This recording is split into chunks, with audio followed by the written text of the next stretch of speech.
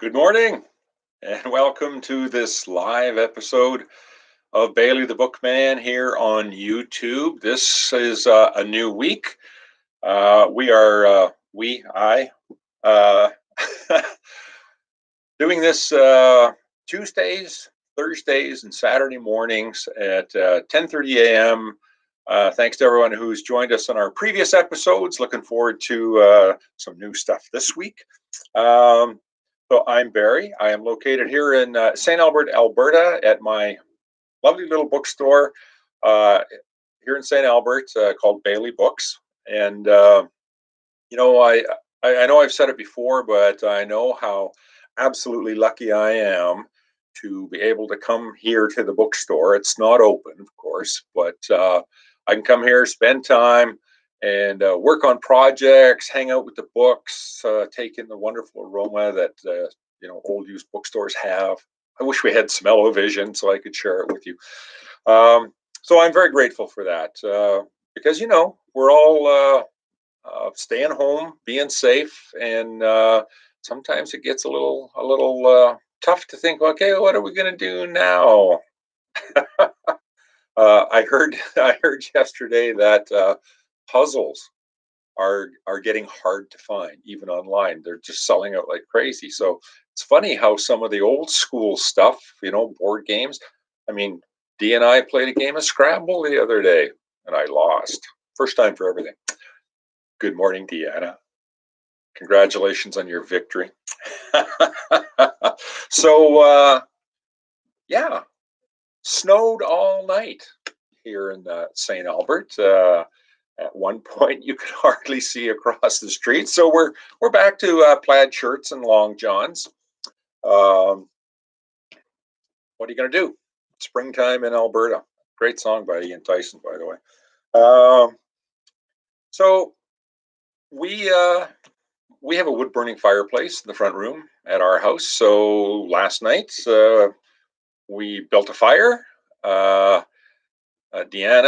the head of security, Dixie, and we built a fire, had a cuddle, and continued to binge watch Sherlock, the BBC series starring Benedict Cumberbatch, back, cabbage head, whatever, Benedict, and Martin Freeman. Of course, Benedict plays Holmes, and Martin Freeman plays a really good version of Watson. It's quite an extraordinary series. A bookman lost its Scrabble. It has to be so. Yeah, I know it's embarrassing, right? I have to let her win every now and again, or she won't play. um, so as I say, yes, amazing series. Many of you know I'm a huge Sherlock Holmes fan, and so when this series came out, I thought, oh goodness, it's because it's set in present time at the time it was made, present time, based on the works of Sir Arthur Conan Doyle. And wow, did they nail it? In my opinion, they took the essence of the stories, of the characters of Sherlock Holmes, and transformed it into a modern day setting. Lots of laptops and cell phones and technology, um, and wrapped it around the basis of many of the short stories. And there's lots of little Easter eggs throughout. If you're familiar with the works, the canon, as it is called, you can pick out all sorts of neat, interesting little things uh, in that series. So if you have not taken in Sherlock, the BBC series, I would highly recommend it. There's only about 14 or 15 episodes in total. Most of them are 90 minutes long. Well worth the time and the investment. Uh, yeah, well, now that you've won once, I'm sure you'll get on a roll, D, and that'll be it. I'll be a Scrabble embarrassment from here on out. Okay. What's up? Oh, you know what? I shout out to Karen, who is our barber slash hairdresser. Of course, folks like Karen are unable to continue doing business right now. You know, obviously would require a close personal contact. So start to get a little shaggy and long. Matter of fact, I was due for a haircut just before everything went sideways. Uh, so I was thinking, maybe we should all take uh, before pictures, and then we can take after pictures when we're all scraggly hermits with beards and long hair, and we can hold them up, or not. Anyways, hang in there, Karen. By the time we get this all wrapped up here in a couple of weeks, and we can kind of get back to some sort of normal activities, you'll be able to charge everybody double and triple because their hair will be so long and messy. It'll easy. You charge them double, triple. It'll be good. Hang in there. Okay, so today I want to ask who's ever watching, Bundy and Dee and you other folks, how are you using books to help you cope with our current situation? Have you taken up reading books again? Have you gone back to some favorite books? Maybe downloaded some if you have one of those awful Kindle things. No, I know. Hey, Rob. Morning. Welcome aboard. So yeah, I'd like to hear how you are using books to help cope with our crisis right now. Because it's an easy way to travel, right? When you can't get on a plane, a train, or an automobile. Well, I guess you can't on an automobile, but so how do you travel? Grab a book. Book can take you anywhere. It can take you into the future, into the past. It could take you to the present. It could help anywhere. And that's funny because when I first discovered Sherlock Holmes, I was transported into 1882, right into the heart of Victorian London with the hansom cabs and the fog and all of that stuff. And it was amazing. It was like a time machine for me. And maybe we can use that now. The same idea. 3 in progress, 2 real, and 1 Kindle. Which one's your favorite, Deanna, of the 3? Rob, I wrote a book for my daughter 20 years ago, kids book. Oh, and we just found it. It was pretty lousy quality. So I'm redrawing the entire book during. Excellent. Geez, I'd like to see that, Rob. Rob's a very talented artist, illustrator, cartoonist, and a very creative guy. So maybe, Rob, I don't know, how could we get that? And I'll bring it on here. We can show everybody. And I want to see the original. Yeah, you can rework it. Ready Player One and Raven. Excellent. And Raven are tied. Ready Player One. Deanna, do you recall who the author of that book is? I read that book here just recently as well, and it was a lot of fun. And talk about taking you back or into the future or traveling somewhere. Ready Player One certainly did that. Somebody's. No, it's an email. Uh, so yeah, let me know what you. Me and Miss Moo, a book about Mac and her favorite stuffed animal. Aww. Does Mac or Mackenzie, your daughter, still have Miss Moo? I have. This may sound weird. I have somewhere my teddy bear from when I was a kid. Um, yeah, I don't know how I managed to keep a hold of that, or really even why all of these years.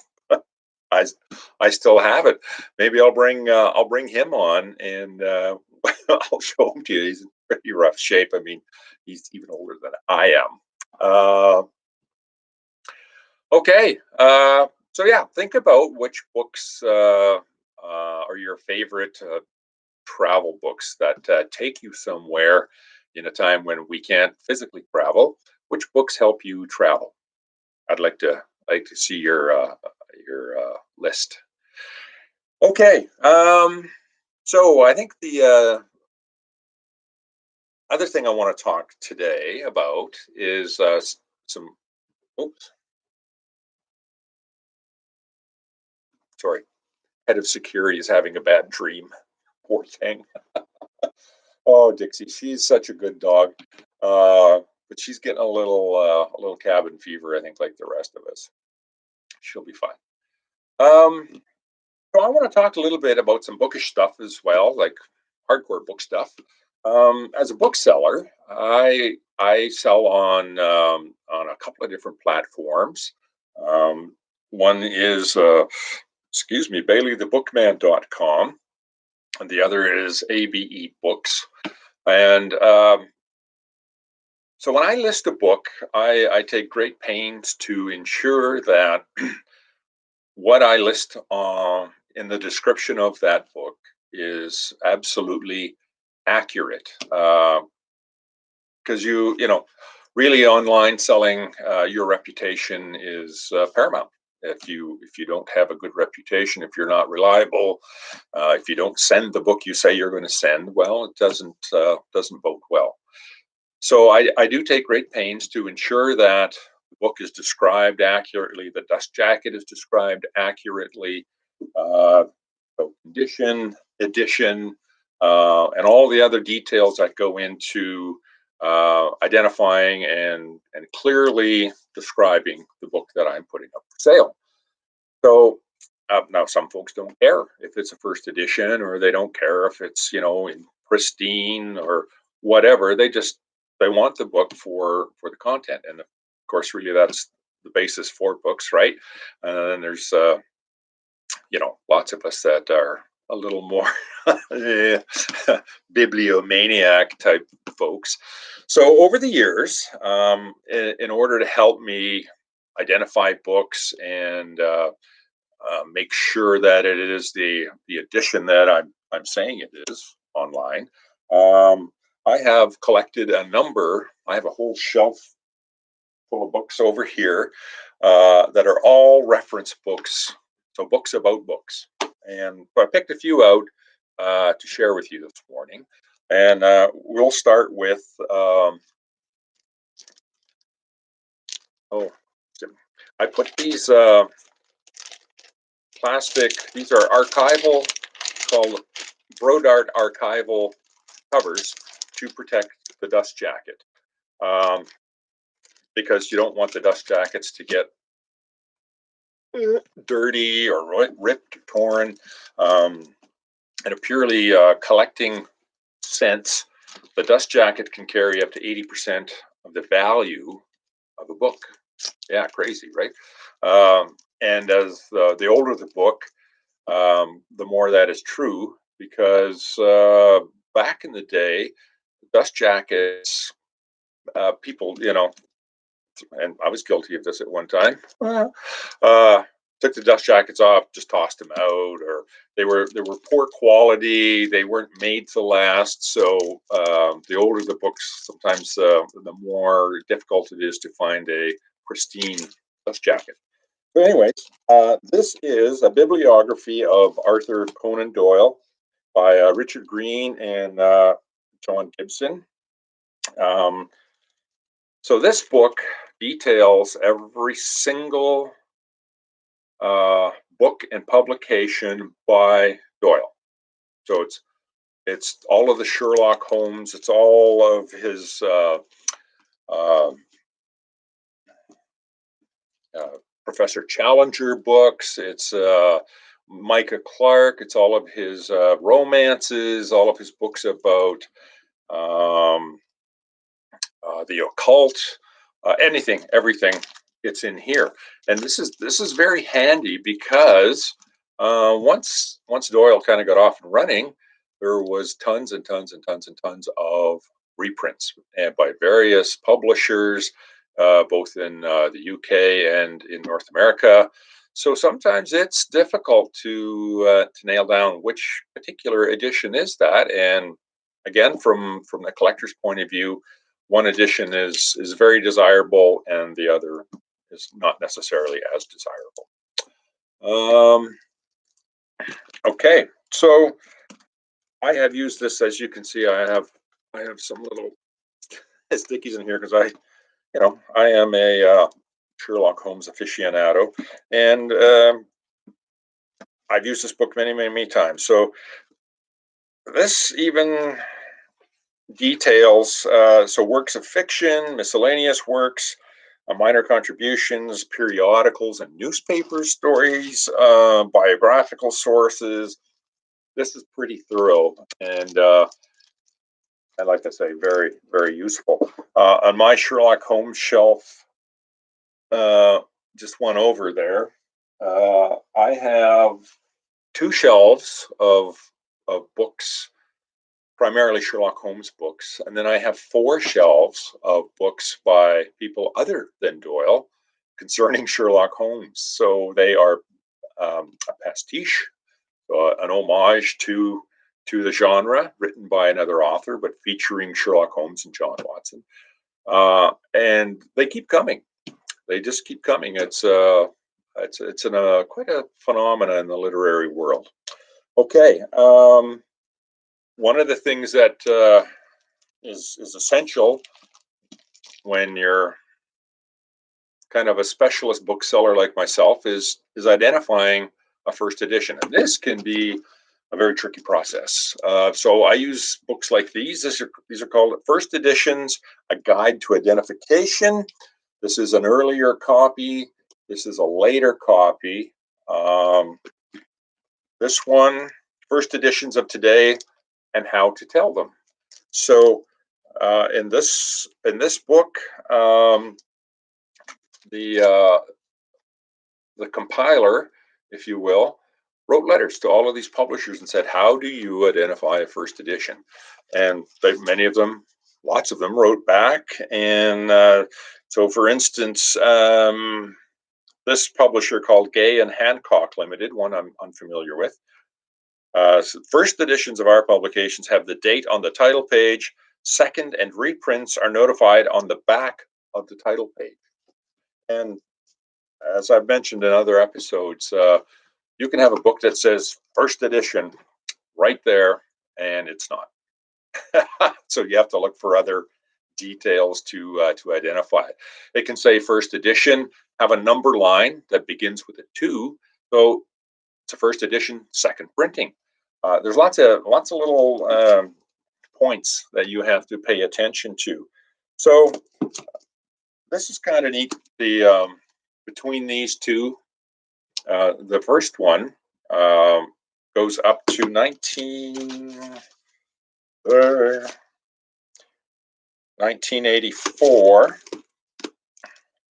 and the other one is published in 1989. And so that is actually valuable because there were updates on some of the and additions, and really helps again when I'm trying to identify that book. Here's a kind of a cool book. It's called Pseudonyms. Of course, lots of authors wrote under different names, under other than their own.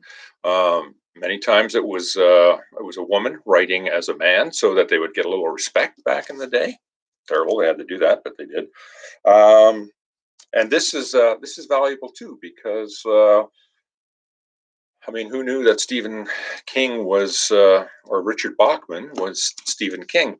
That took a while to figure out, but not that long. This is one of the most helpful books that I have used over the years, and it has been in print a very long time. First published in 1952 by John Carter, was the compiler, writer, author, and bit of a hard ass, this guy, but that's okay because he really defined a lot of things that needed needed defining. So basically, it's kind of a dictionary, if you will. And so he talks about what is an inscribed copy, what is ex libris, what is a bound book, what is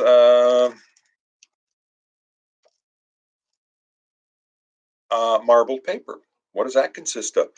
And it's really cool because on the inside, he also deals with definitions. So what is this? A foredge, a top edge. In here, we have the hinge, the gutter, um, head, tail of the book.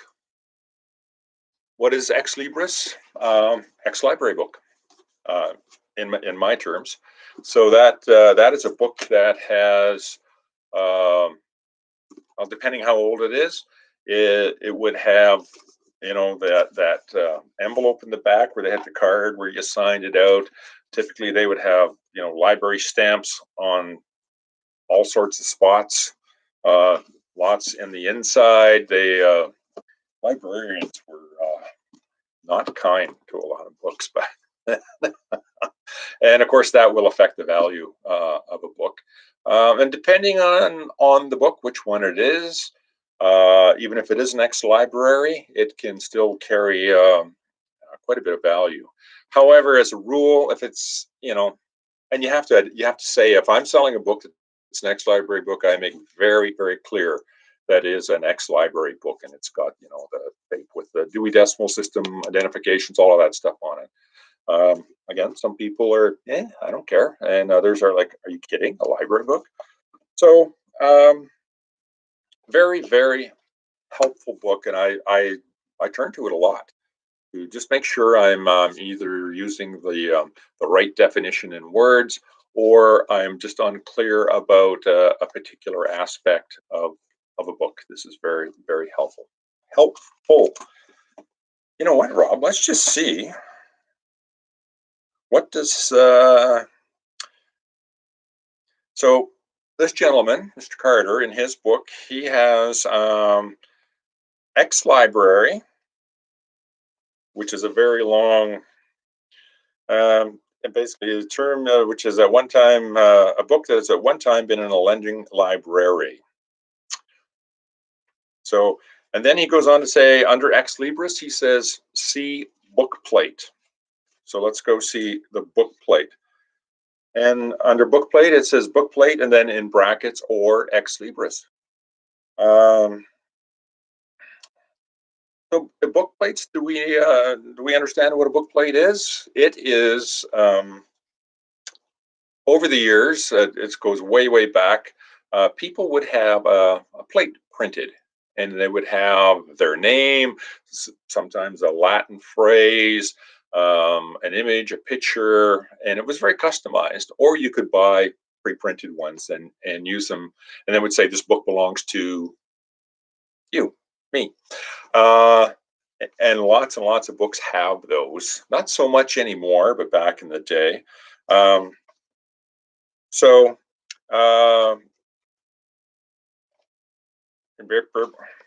book plate.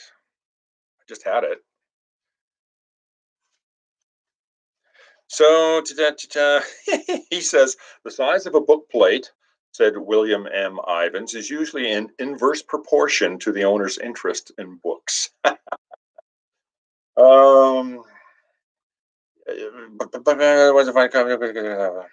So,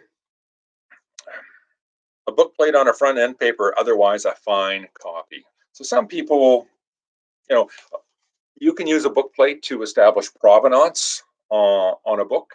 So we know that it belonged to this person or that person, which sometimes can be helpful if it is what's called an association copy. So let's say this book belonged to the famous Rob Lollisher, and he has his book plate in the front.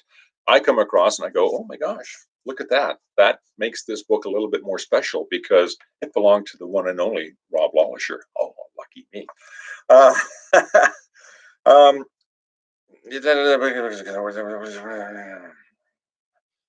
So there you go. Ex libris typically these days, in kind of my world, means ex library. However, according to Mr. Carter, it can also mean a book plate. And that's the thing about the book business. There's always at least two explanations or uses of a particular word or phrase. It can get a little exasperating at times. Here is a very cool book. Catalog of books of the 15th and 16th centuries. This was published in 1927, 1928. Very rarely do I come across books these days from that time period. It's just kind of a little outside of my business, if you will. I would love to be in that area, but not yet. However, that did not stop me from acquiring this book. Oh goodness, look, can you see on these page edges here how discolored that is? That's because they used paper that had acid in it. It's not acid-free paper. So over time, the oxygen in the air reacts with the acid in the paper, and it starts to discolor, and it's called toning or foxing, and that's unfortunate. But there you go. So this book, some of it's in German, some of it's in French, some of it's in all sorts of different languages. Of course, lots of it in English. And what I like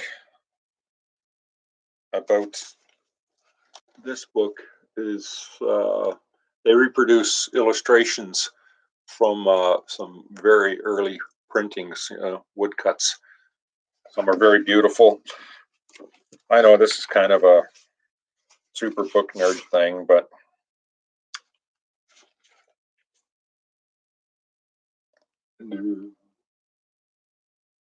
cool book, eh? Okay. Now, there are tons, as we saw with the Doyle book, there are tons of books specifically produced on a specific author. Here is another one that I have, Will James. He was the famous cowboy artist and writer, and Will was actually a Canadian from Quebec, although he hid that fact for many, many years and conjured up a really far out story to account for his rather thick French Canadian accent.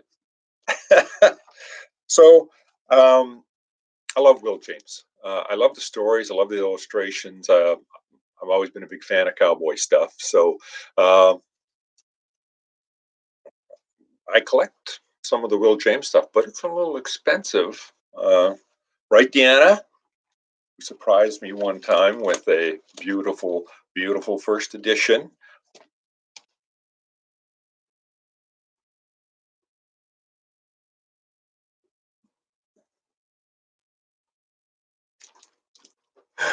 Of the Three Mustangers. Huh? I know. Am I spoiled or what? Oh my God, I just about fainted. Seriously, I just about fainted when she gave this to me for my birthday. What a lovely woman.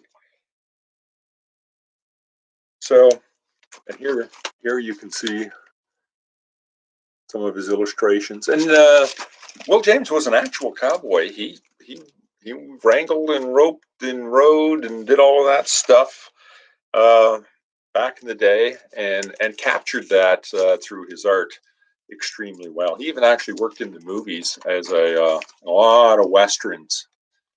Anniversary. So I think it was a birthday, right? Here is, I'm going to hold that up. Can you see that A? That, just going back to identifying first editions, if you have a Scribner's publication, which this is, if that A is absent, not a first edition. So anyways, so So I acquired this book, and it details. Oh, this is the wrong one. This is the biography.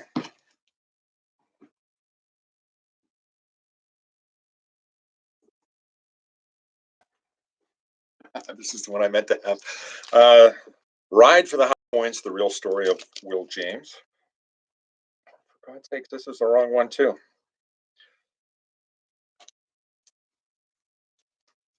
Okay. Not as smart as I look. Are you sure? Anyways, these books are helpful. I mean, they're of interest to me because they are biographies and but one of my favorite authors and illustrators. So, but the other one I have. Okay, one more time.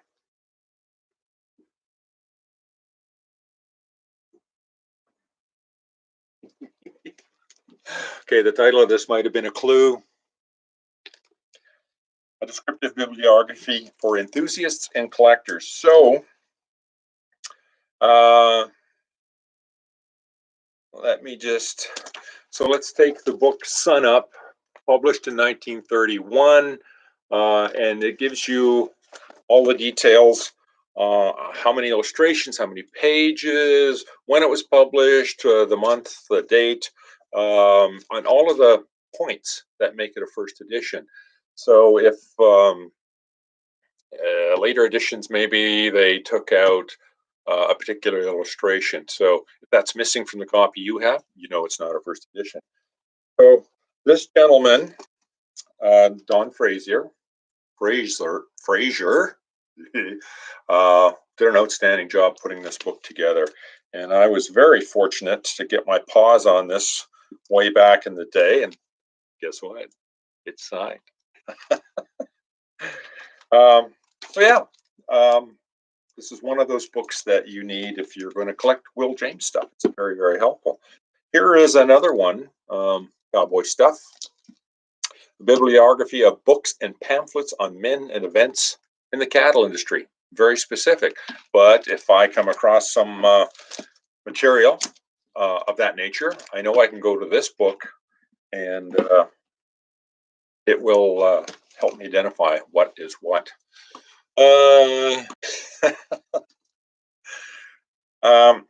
This has been one of the industry standards for many, many years. Collected books, The Guide to Identification and Values by, Alan and Patricia Ahern. So it's by author, and you can look up the author's name, and there are listed the most valuable titles by that author and a price beside it. And these were all gathered from catalogs, which booksellers used to send out with the price of their book on it, and they would compile it and send it out in this. I believe Patricia Ahern passed away a few years ago, and I don't know that there has been an edition out since the mid 2000s, unfortunately. Again, this was a very, very valuable guide, especially before, yes, our friend the internet. Here is a book. It's a big one. One of my favorite characters as a child, Tarzan, right? Who didn't want to be Tarzan, swinging through on the vines through the jungle of Africa? So I can't even remember where I picked this book up, but there is the man, and they named a town after him in California, Tarzana. Well, not after him, but after the character. So again, the information here on the books, and I have similar books like these on, Ian Fleming, books on the Canadian Arctic, all sorts of various subjects that help me with my business. If book shows pricing, what type of inflation do you use to determine a present value? Typically, the price on on the book is irrelevant. If you're talking about, like, the little printed price up on the corner here where it says $2.75, or these days, $39.95. Really, yeah, that has no bearing on the price of the book today. Certainly in my world, even previous bookseller prices and whatnot are irrelevant. If a book shows pricing, what type of... Oh, I I look online. I have a search engine I use that brings up, as a rule, pretty much every copy of that particular title that I'm researching that is for sale online. And then there are copies up here. Now, sometimes it'll bring up 300 copies, right? Well, that's not a good sign, or more. Lots of times it's less, hopefully. That means there's fewer out there, and therefore the value would increase. So basically, I take the top two or three off, because lots of times it's from booksellers that perhaps aren't as knowledgeable or ethical as others.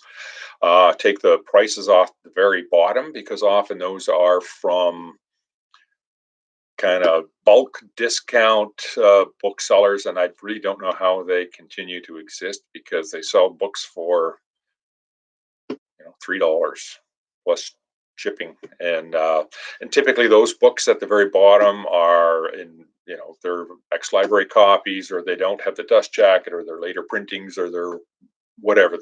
So I look in the middle, make sure that the copy I have lines up with the copies that I'm looking at, so it's apples to apples. So how many copies are out there? What condition are they in? Are they better, worse? Is mine the best copy according to what I see? And then I will price it accordingly. I typically don't go for the highest one or the lowest one. I find a nice kind of somewhere above the middle price that I think is fair, and will allow someone to buy the book. Okay, well, we are coming up on 40 minutes or so, so we're gonna get wrapped up here in a couple of minutes. Thanks everyone for tuning in and watching. Before we go today, though, I want to give a big shout out and thanks to I had a conversation with a friend yesterday about people that we tended to take for granted in our world, and maybe in our current situation, we understand how valuable everyone is in our world, whatever their job. So today, I'd like to send a big shout out and thank you to bus drivers, pharmacists, optometrists, truck drivers, all the folks in the grocery stores who, goodness gracious, if they weren't there, we wouldn't be eating. So thank you for continuing to be there, and making sure that the world continues to go on, that we have transportation, and we have food, we have essentials. You need to go see the optometrist. You can do that because they will take you in on a emergency basis. Anyway, thank you all. We really appreciate you, and especially to our frontline workers who are putting themselves on the line in our hospitals. So we will be back Thursday morning, 10:30 a.m. And we will do this again. If you have any suggestions, ideas of what kind of books or topics we can talk about here, I'd love to hear from you. Okay, thanks for watching this edition of Bailey the Bookman, and be safe and stay home.